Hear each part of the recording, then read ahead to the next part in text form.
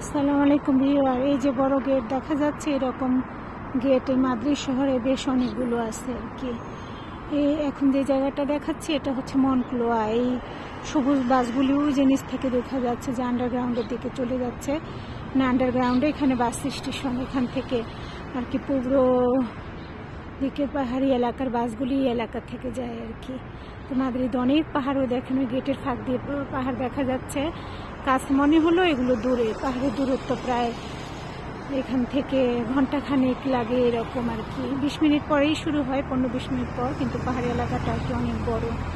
আর এই যে ওই দিকটা এই যে মিউজিয়ামের মতো দেখা যাচ্ছে, ওটা হচ্ছে একটা আমেরিকান মিউজিয়াম। আর এই যে আমি যেখানে দাঁড়িয়ে ভিডিওটা করতেছি এটা হচ্ছে আর কি আন্ডারগ্রাউন্ড স্টেশন। আর ওই যে ওটা হচ্ছে আপনার আর্মিদের এয়ারফোর্স, আর এয়ারফোর্সের হেড অফিস আর কি। তো এই হচ্ছে এই ভিডিও এখানে।